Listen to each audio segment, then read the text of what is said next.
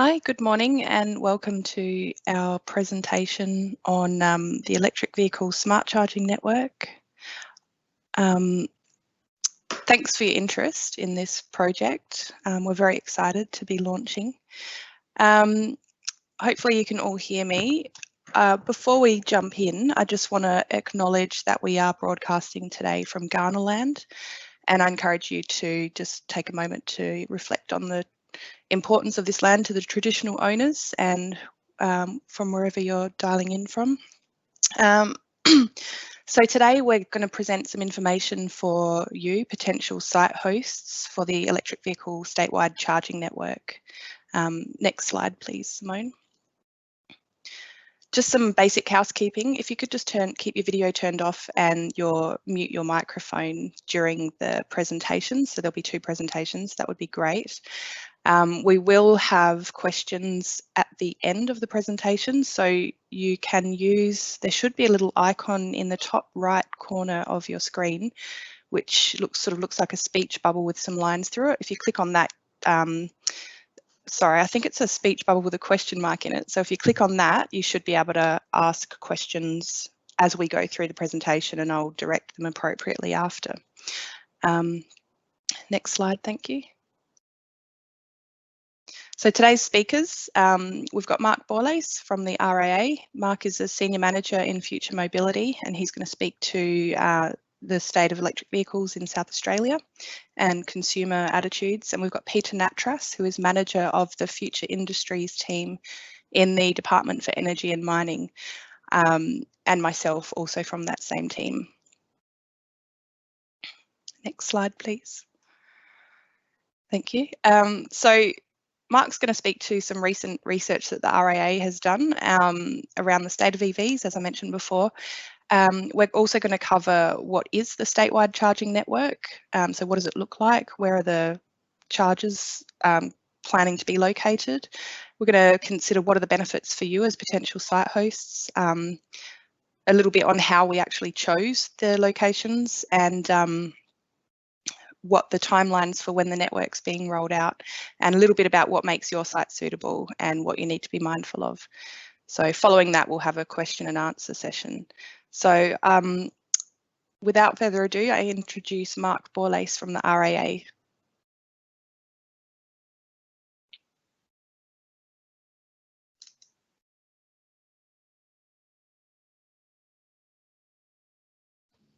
Sorry, Mark, you're muted.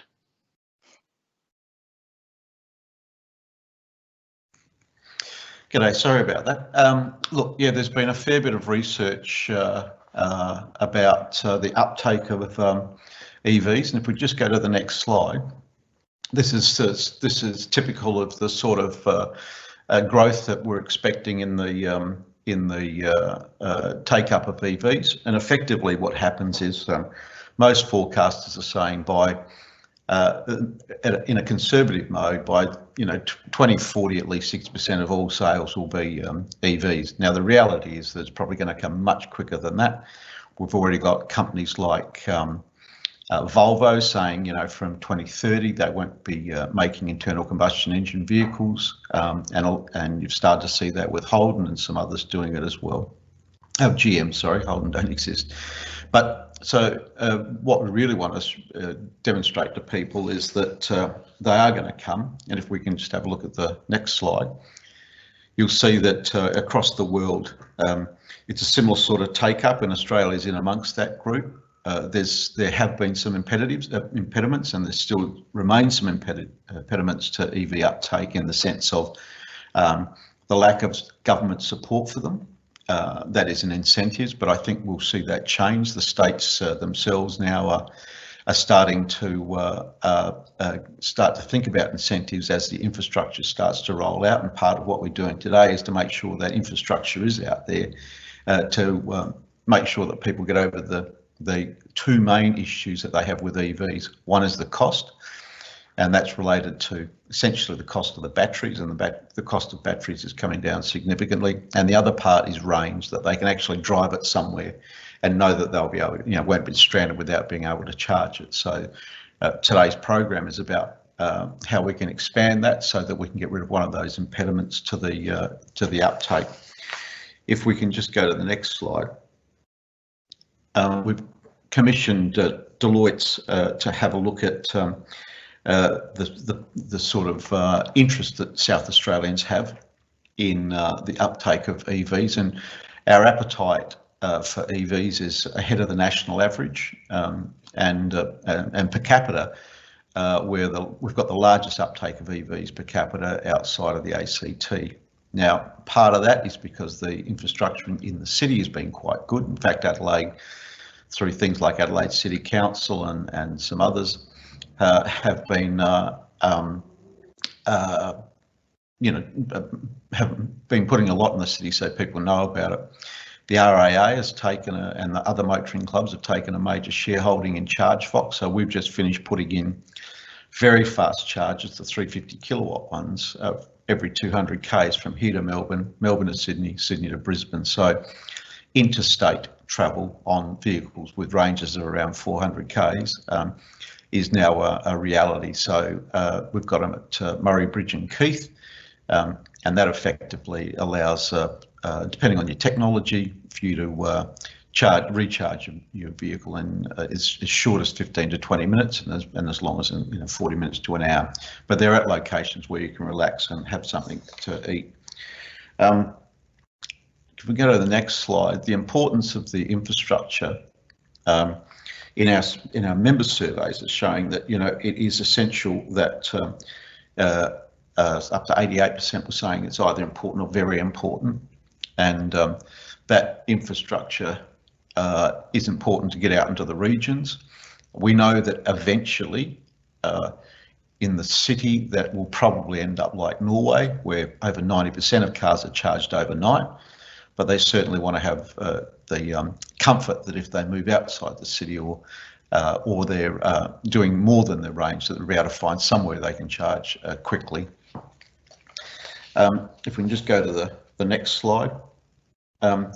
One of the misconceptions they have too is how far these vehicles will travel. A lot of people who haven't got EVs think that they'll still only do 100 or 200 k's, whereas we know that most of them, even the Kona, which is about a $60,000 car, expensive but still achievable for some people, will do over 400,000 k's.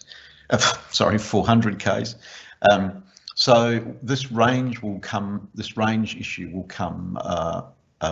be overcome relatively quickly in cheaper models, and we'll start to see the Chinese introduce the MG, and the Chinese manufacturers is probably the largest manufacturer of EVs in the world, and if they get serious and come to this country in numbers, then they will significantly pull the price down, and that will accelerate the uptake. So I suppose that the main message from today is that EVs are coming, and that they will be going mainstream, and some are predicting the crossover point for some models.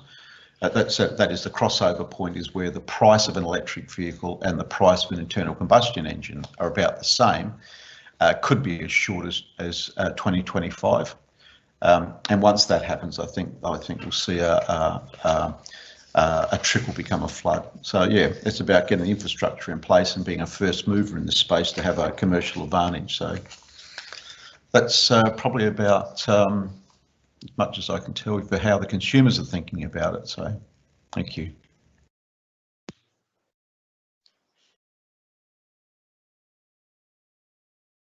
Thanks, Mark. It's really interesting research. And so before I introduce Peter, I just want to touch on what our vision is for our electric vehicle action plan. So it's worth noting that this electric vehicle public charging network is just one of 10 actions under our electric vehicle action plan.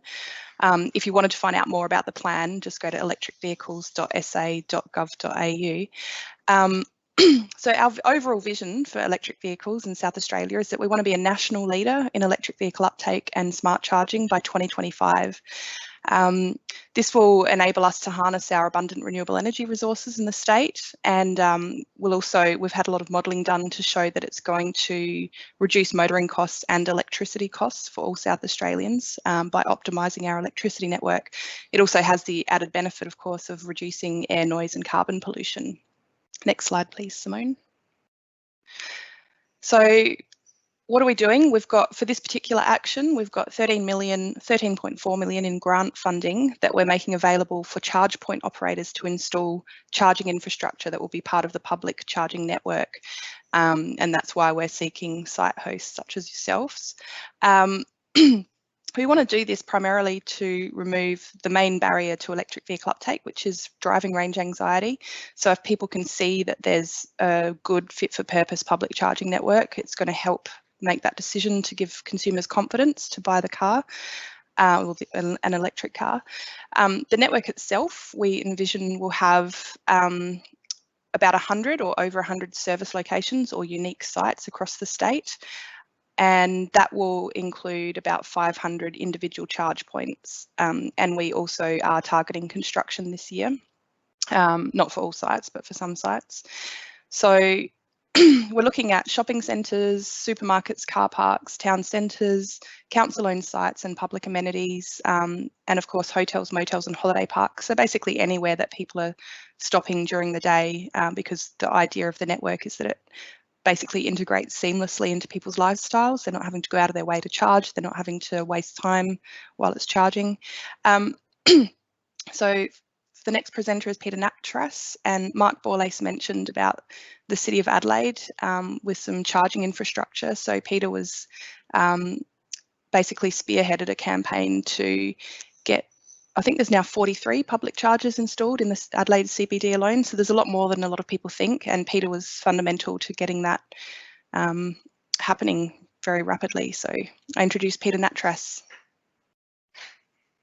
Thanks, Yvette. Thanks, Mark. So thank you for joining us. As Yvette indicated, this project is about preparing for that wave of vehicles that are expected to come. So Mark mentioned about that 2025 crossover point. I suppose there's a degree of confidence that once it crosses that point, because the user experience is so, well, many say superior, because of the convenience of home charging, but also the drive experience of these vehicles. There is a distinct possibility of a very rapid uptake. So some of our scenario modelling that we did, following the UK, who have indicated that they will ban the sale of combustion engines from 2030, only 9 years away, or less than 9. That we could reach 50% of sales by 2030. So that's quite a steep change and shows the addressable market that potentially is coming our way. So it's about those forward sales, but it's also, as Yvette mentioned, it's about integrating these into the electricity network so that they're integrated into your premises, so that it doesn't compete with other site uses. It needs to be a load that is working with the surrounding, SA Power Network infrastructure. So it's a really important piece of work that will be done to integrate this into the state's electricity network. Next slide, please. So how did we identify the locations?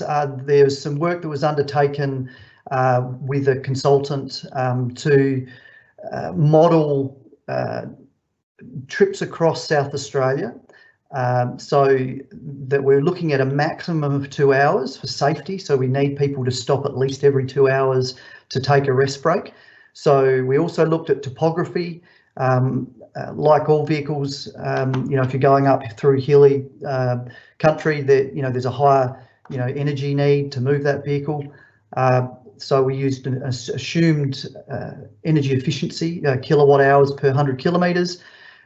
We looked at existing stopover locations. So people are, we're creatures of, we like to have pattern behaviour. So we like to stop and have familiarity with locations. So we had regard for where people are already stopping. And we've also, through this request for expression of interest process, heard some feedback about adjustments that we can make that will improve that experience for the users. So we're in the process before we release the funding guidelines, probably in mid-April. We're looking at just making some adjustments and some inclusions to reflect some feedback that we have received. So on the screen there you see the major roads that we've really mapped out, but it's not just about sticking to those main roads, it's about the experience that we want people to have. So we're trying to design in some flexibility for people to move from routes into regions and across those areas. Next slide, please. We're really seeking an experience for people. It's about road trip anxiety. So when people are within their home environment, there's not that much of a anxiety that they feel with range. Their battery can deal with their whole week's drive. It's when they leave the safety of their home environment where they have their home charger is where we're really needing to look at service designs that resonate with the customer. So we're looking at not just rapid and ultra rapid, we're looking at the full user experience and putting the right technology in the right location. So you can see here on the screen we've got highway chargers that Mark mentioned. They can be up to 350 kilowatts, so they can give up to 350 kilowatts of range addition in 10 minutes. That's at the very high end of the current capabilities. You'll see into the shopping centres there. It's more about tailoring that duration of stay to optimise it for what's good for the customer, but what's also good for your premise. So their dwell time's important. So 50 kilowatts to 100 kilowatts to get them to stay long enough so that they spend their money. Tourist accommodation is a really important part of what we're looking at, because it's highway charging is about keeping the highway chargers available for people in transit. So overnight, we're looking at people having the convenience of charging at their accommodation so that we can just reduce the load and avoid queuing that may occur as if we experience a rapid uptake of technology. That's probably the key points on that one. Next slide, please. So what makes your site suitable? It's about connectivity, so we're needing to, there'll be billing systems on these chargers, so it's not about free charging, it's about these chargers need to have a business case, they need to pay their way. So it needs to be able to be connected to the networks so that there can be billing and help support. We're looking at sites that give that user experience. When we have spoken to potential users, there's a real focus upon cost, convenience and experience. So the experience that they're wanting is, it's different to when they're in their home environment. When it's home, it's about convenience and multitasking.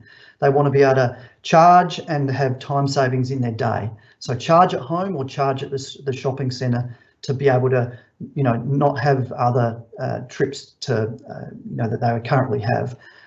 When they leave the metropolitan area or their home environment, it's about experience. So they're wanting to bakeries, they're wanting to have an outlook, they're wanting to be able to see their vehicle whilst it's charging because potentially they've got valuables in it. It is about safety and security. So it's about line of sight, as I mentioned, but it's about having good lighting so people can use that facility 24 hours of the day.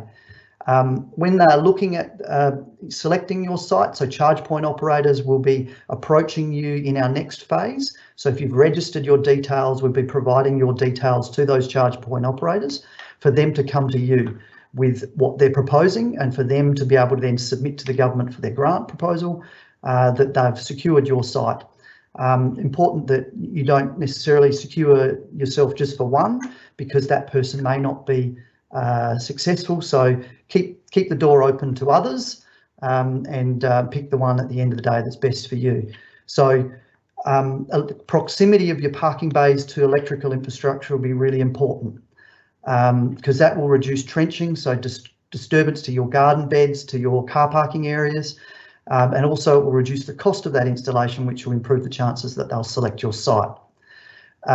Electrical infrastructure, Lower output charges such as hotels, motels and holiday parks, we're looking at trying to stay within the existing switchboard capacities as best we can. But when we get to the bigger charges, that will need dedicated infrastructure that will need its own transformers and switchboards. So you'll need to make sure that you're mindful of that in your discussions. Next slide, please. So it is about first mover advantage. Mark mentioned that. It's about positioning your business to be ready for this global mega trend. At the moment, we've got transport, people are in their patterns of behaviour. And so what this is about is positioning your business to make sure you stay en route, or if you're not en route, to get en route. So by locating a charger at your property, it's about, as this disruption comes through, it's about being positioned for that change. So with that uptake of electric vehicles, initially demand is likely to be slow, but as confidence builds and as vehicles become available, the benefits will be there for those who are ready to catch those benefits. Research shows that electric vehicle chargers tend to spend more and they come back more frequently, because it's about that predictability, reliability of getting a charge. For people who don't have home charging, that multitasking, they'll become reliant upon coming to that your property to get that charge. When they're out in the regions, or when regional people are coming to the city for events or for business, it's comfort. They want that convenience, cost, convenience, experience. They don't want to go out of their way. They want to incorporate it into their what they're doing. Electric vehicles enable them to do that, so there's every likelihood they'll want to multitask. So if you can offer them the experience and enable them to charge, it'll put you in a great position as the market moves. Significantly for the state, it also helps with our shared ambition for 50% reduction in state greenhouse emission reduction by 2030, on the way to net zero by 2050, which is tapping into the abundant renewable energy resources that the state has, so that we can get the double whammy of cleaning up transport as well as creating jobs and jobs and economic activity with the renewable industry sector. Next slide, please. So the minimum solution that we'll be seeking for each site is 2 rapid chargers. So for petrol stations, shopping centres, town centres, we're really looking at a 2-tiered approach. So if it's a major highway, we're looking at potentially a minimum of 100 kilowatts and above, and then that can charge at least 2 vehicles at 100 kilowatts simultaneously. So concurrently 2 vehicles at 100 plus. Other locations, it'll be more like a 75 kilowatt for a single vehicle, or at least 2 vehicles at 50 kilowatts, which is consistent with what the Australian Renewable Energy Agency has recently sought for metro areas across Australia. That slide also refers to smarts, so some smart controls. So we're really looking for the chargers to be putting their maximum output during the middle of the day, when the sun's shining, the wind is blowing, and we have the cheapest electricity available. It's about really avoiding that 5 till 9 p.m, not putting too much stress on the network at that time, because that will increase costs for all electricity customers, and that will be in no one's interest. So really trying to shape that service to get people to use it during the middle of the day and overnight is really the aim of that smart integration. Next slide, please. So the timeframes, the next steps of where we are headed to is, so you can see there the blue box is we're currently working through the submissions that we've received, and we still are receiving submissions. So if you know people or you yourself are still keen to submit, please get your registration of interest in, as we're still working through them. They will all be processed prior to us putting them out. We won't be ourselves shortlisting any sites. It will be left to the market industry to determine which sites that they will approach. The next box there you'll see is the competitive grant process. This is when they will be approaching you, charge point operators. They'll be approaching you with what their ownership models are, what their contribution models are, what the revenue models are, and then they'll be putting together what their grant request is to government. That's the phase where they'll be seeking your in principle agreement to put your site forward as a site that they would look to develop. The next phase there, the orange box, is where they will come back to formalise any agreements that they have with you. Timeframes then, we'll hope that they move pretty quickly. If it's a high-powered charger or a petrol station, shopping centre, there's potentially some SA Power Networks approvals that they'd need, potential for development approvals. So that process will take a little bit longer than if it's a lower-powered site along the bottom there. They should be able to move them in quicker. So that's typically going to be multi-deck car parks in the city. It's going to be hotels, motels and holiday parks. We look at the timeframes. 2021 is about getting the funding, getting private sector investment secured, getting the sites identified. It's about commencing construction. 22 really is about the build out. It's about the community seeing this infrastructure being built. It's about it being used. So that growth starting to occur. 2023, it's completed, already in anticipation for when that crossover occurs. That could be as soon as 2025, and it might be earlier if more models come to market, as we've seen with, as Mark mentioned, the MG. That is only at $44,000, so with nearly 300 kilometres of range. Next slide, please. So what do you need to be mindful of? It's all about asking the right questions. You have what they need. The real estate is what's important for the charge point operators, but at the moment they don't have the customers. You've got the customers, and it's about putting your site on that route. So it's making it really clear as to who will own and operate and answer the phones if something goes wrong.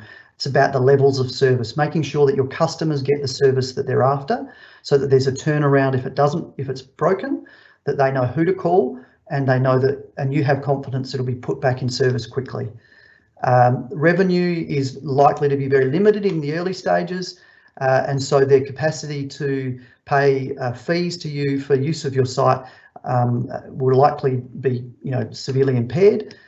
So in order to get on that network and position for that future growth, that's a commercial decision for you to make. The other things that are really important there are about disturbance, again, close to your switchboards, minimising site disturbance. The works typically won't take that long, and they should be able to cordon off areas to minimise the disruption to your business. And that would, of course, be negotiated with you as to when it suits your business for that work to be done. The terms of the duration of the agreements are likely to be up to 10 years because that's probably the length of time that it'll take for people to get their money back, but also positioning for that upturn in the market. So investing early with the anticipation of that opportunity. The important thing is to also remember who owns that infrastructure at the end of that 10 years.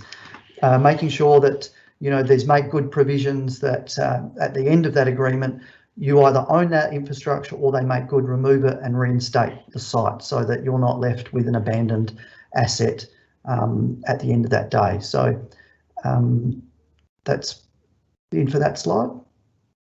I think it's back to you, Yvette.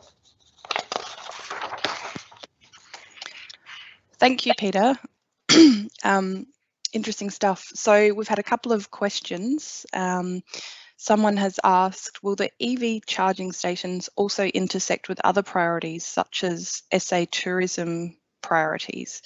So the short answer is absolutely. The modelling work that we had done last year included tourism routes as a mapping layer, but Peter can expand on that, I believe. Yeah, this is it's definitely about, so our priorities are long distance travel, interstate connectivity and tourism. So that's clearly stated in our action plan. Tourism is a really important part of it, and that's why a significant part of what we'll be doing is sites that are actually within like hotels, motels and holiday parks. So that is about getting people to stay over in the regions. It's not just about business travel, but it is about the tourism regions and making it possible for people, potentially people with electric vehicles early will have a higher disposable income. So the ability to draw them to your region, that's certainly a consideration. Thanks, good question. We also have another question. Can we be provided with the details of the commercial business cases for both hosts and operators as forecast by the government? I will throw to Peter in a second for this one. My initial thoughts are that's something that will come out of negotiations between site hosts and charge point operators. Each site and case is going to be fairly unique, but Peter might have some more information in relation to that question. That's very much on the money there, Yvette. It is really going to come down to a site-by-site assessment by yourself, and that's about asking the questions again of what's in it for me to the charge point operator. They will need to provide you with that evidence around how it will work to your advantage. It's also looking at how you can use their platforms, for example, for can they do push notifications and can you promote certain opportunities through their platform. So it's looking about those other opportunities that'll bring benefits to your site. So thank you, Peter. And we have another question. How will the network be marketed and visible to users? Will there be the ability to market our business on there? So I think Peter's touched on some of that in his response. There's a website called PlugShare. So that's sort of at this stage the main place that electric vehicle drivers go to find out where the electric vehicle charge points are. So that's one way that drivers will be able to fairly quickly see on a map your business or your commercial operation. There's probably other, I might throw to Peter for this one. I'm not sure if you can expand on that, Peter. Yeah, certainly. So I think the important consideration here is this will be a privately owned network or networks. So it will be private businesses that will be running these services. The government's role is to catalyse this investment, is to secure it, and then these businesses will need to own and operate that going forward. So they'll be promoting it through their channels. As Yvette mentioned, there are platforms such as PlugShare, but Google also now has charging stations in them on it. We've got the cars now incorporate charging station, like plan their route. So this functionality that's now coming into vehicles where they'll put in the route, but it'll make recommendations as to where you can stop along that route to charge. So that will be in the in-vehicle display. The other area is, it's escaped me just now, sorry, but it's still evolving, I suppose, in terms of how they will be promoting it, but it will be industry-led, and so that's the key, is making sure that if your site is in those vehicles' guidance systems so that they come to your property. Thanks, Peter. We do have another question. So will silence from the operator network be our only indication that we have not been considered a suitable site? Will there be scope to get feedback as to why we may not be perceived to be suitable if that is the case? So that's a really good question. We're currently developing up the funding guidelines, so that's something that we can certainly be mindful of in terms of requiring that any successful charge point operators or other commercial entities that bid in to develop the sites can work with those prospective site hosts to make sure that you are given an opportunity to, so if there's a deal breaker, for instance, there's not 24-hour CCTV, just for as a hypothetical example, or there's not 24-hour lighting at the site, that is something that we would expect charge point operators to potentially get back to you with that information and give you an opportunity to negotiate any potential site improvements that might make your site more suitable. Again, I'll probably let Peter expand on that. It's a very good point. I think that's something that we will take back to the our industry sessions when we do talk with, when we brief industry, that we'd like them to be able to provide feedback to sites. The thing to bear in mind as well is that by putting your hand up now, whilst you may not be successful in this round, is that they know you're interested. So as they scale, and if it scales quick, they may come back another time. So definitely, if you have conversations, if you are approached, then feel free to make sure you grab their details and seek feedback if they don't, put a pin on your property. If you don't receive an approach, then please reach out to us and we can see if we can source some feedback for you as to why they might not have scoped out your area. Thanks again, Peter. Oh, it looks like we've got a couple more questions. So approximately how many charge point operators are tending for sites? That's a difficult question to answer. I'm going to again throw to Peter. Yep. So there's, I think this is really where we come to a crossroads. So there's currently two major operators, EV Networks and ChargeFox, which Mark had mentioned. But we know that there's movements internationally. So if you look at BP and Shell, the major operators, the biggest operators of charging stations in the UK. So there's certainly a lot of interest in that area. So the potential is that with the federal government have just doing their funding round for the metro areas, and other governments looking at their network. So Western Australia has announced their network. So we're really looking at connectivity across to Western Australia and into the Northern Territory. We're talking with other governments about our connectivity. As the market moves, the expectation is competition will emerge. So we don't know if it'll step forward in this call to the market, but there's every possibility that it could. Thank you. We have another, it's more of a comment, but it's an interesting one, and I think I'll throw to Mark for this. So someone's raised the point of, hopefully there's a role for RAA and Tourism SA to support e-tourism opportunities. So Mark, is that something you can expand on? Yeah, entirely. In fact, what happens is within the organisation, we've got a EV task force, and part of that is making sure that all of our tourism and all of our travel discussions and our marketing include the EV friendliness of the sites. What we're doing also will be obviously all the normal businesses as usual stuff, where we're making sure that all the country contractors are well and truly trained so they know how to look after EV vehicles. We'll be promoting we'll be running an electric vehicle story and in every magazine that we put out and every e-news that we put out. We are also working with government and any other partners to accelerate this growth, and there's a couple of policy reasons we're doing it. Obviously, the quicker we can do it, the less reliant we are on oil from outside of Australia and that money going offshore, whereas EVs are essentially you're buying the power from a local supplier and the local community.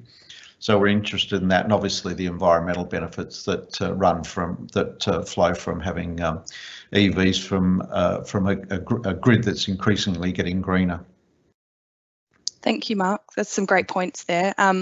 If people want to sign up to receive your marketing materials or become a member, how do they do that? So what we'll do is there's a e-newsletter, RA e-newsletter. If you go to the website and log in, if you're a member, you'll get that. And I think there's also a deals one. We also launched this week an RAA fuel price app, and it's our intention in the second generation to also include into that charging stations on those maps and what the cost of them are, because it varies obviously on depending upon the deal you've done. So an example is if you buy a new Jaguar right now, they've got a deal where the Jaguar will pay for the power for the first 5 years of ownership for that car. The motoring clubs themselves will have a discount offer that they'll make through some networks as well. So yeah, so once we've got the fuel app stabilised, the next generation will be getting to get the EVs on there, EV charging stations on there. That's great news. Thanks, Mark. If anyone attending today is interested to see where the charges are currently, you can, I think it's plugshare.com is the web address, and you can have an app or you can look online live. I know when I've had a look at it, there's been a lot more charging sites around Australia and the state than I expected. So it's probably an interesting thing to have a look at. So it looks like there's not. About the other area that they have them is on the operator's own phone apps. So ChargeFox, EV Networks, they have guidance to be able to bring people in, so that their own chargers are registered on their app, and that's how people can navigate to sites as well. Yeah, great. Thanks, Peter. We've got another question. We've been approached by the EV Council to seek property owners to host an EV station. This is a good one. Is this a separate program to the SA government's program? So yes, it is. And we've had similar concerns raised from other prospective site hosts. So the federal government has also come out and launched their $74.x million Future Fuels Fund. Part of that money will go towards funding public charging stations. So Peter, did you want to add anything else to this point? So the Australian government through ARENA have committed $1.2 million to the metropolitan Adelaide area. So there'll be 2 grants of $600,000. That closes on the 6th of April. So they're looking for 2 groups to deliver that, but it is limited to the metropolitan Adelaide area. Our focus is to go broader. So the EV Council are really trying to support that national move, which you know, we've listened to what industry said was the difficulty for them is to find sites. So it's great to see the EV Council follow our lead to actually help the operators to find sites. So would encourage people that if you are in metropolitan Adelaide, there's no harm in actually registering with the Electric Vehicle Council. You'll get an insight there as to which operators are circling, I suppose. But if you've got sites outside of the metropolitan area, then that process is not a part of ours, but you could still register because they may use that as a supplement to what we're doing. Thanks, Peter. Mark, did you want to speak to that?